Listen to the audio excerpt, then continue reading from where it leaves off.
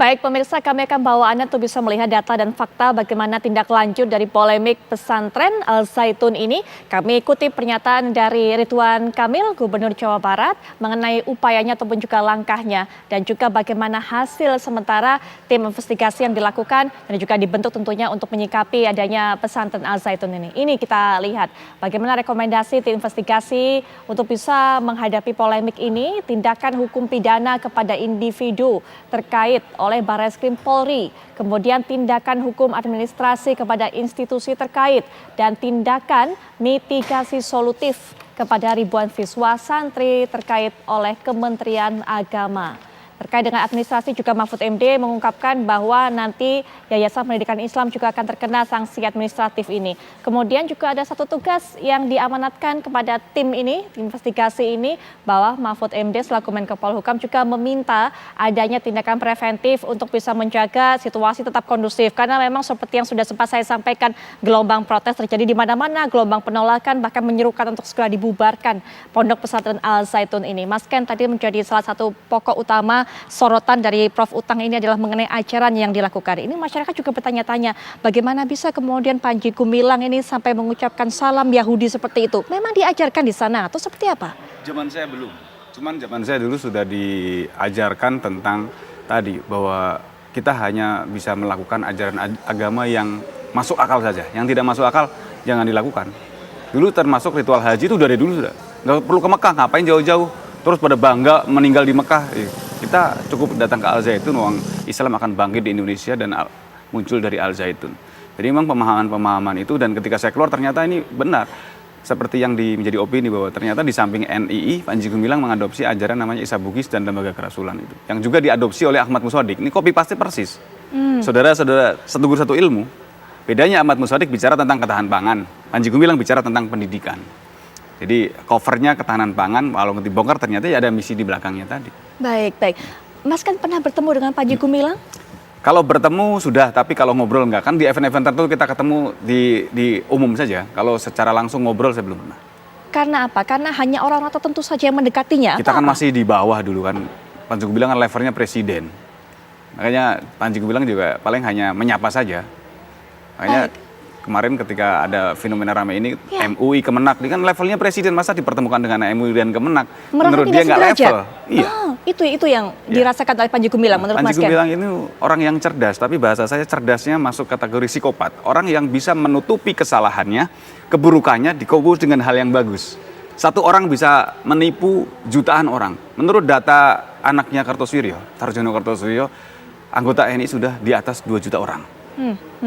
Seperti apa kecerdasan-kecerdasan lain yang katanya Mas Ken tadi, walaupun psikopat kalau Mas Ken bilang? Dia mampu mengorganisir orang segitu banyak dan mengelola Al Zaitun yang begitu besar. Kalau bukan orang cerdas, saya rasa akan susah.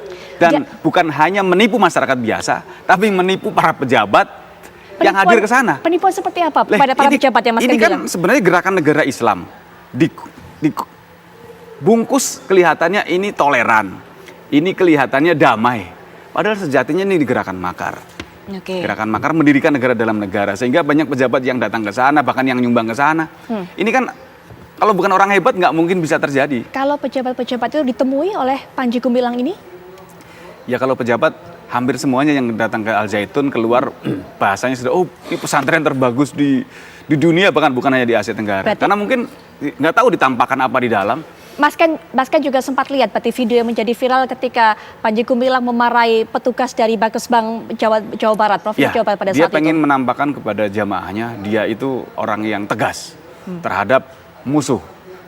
Jadi pengen kelihatan tegas saja, padahal menurut saya itu ekspresi dari seorang yang sudah panik. Panik karena? Ya panik, sudah opini publik sudah terbentuk. Dan dia yakin nanti orang-orang yang selama ini mendukungnya pasti akan menyingkir. Oke, baik. Prof. Utang, kita sudah mendapatkan sedikit gambaran mengenai sosok Panji Gumilang ini. Karena kan selama ini Panji Gumilang ini selalu menutup diri, tidak boleh ada yang mendekat. Beberapa orang mengatakan pemerintah ataupun dari perwakilan pusat datang ke sana dengan surat apapun selalu ditolak. Melihatnya seperti apa, Prof? Terutama kemarin diberikan kesempatan untuk Pertabayun, masih tidak mau berbicara. Iya, MUI kan sudah melayangkan surat itu untuk klarifikasi, untuk pendalaman. Tapi kemudian ditolak. resmi dengan surat resmi dari Panji Gumilang.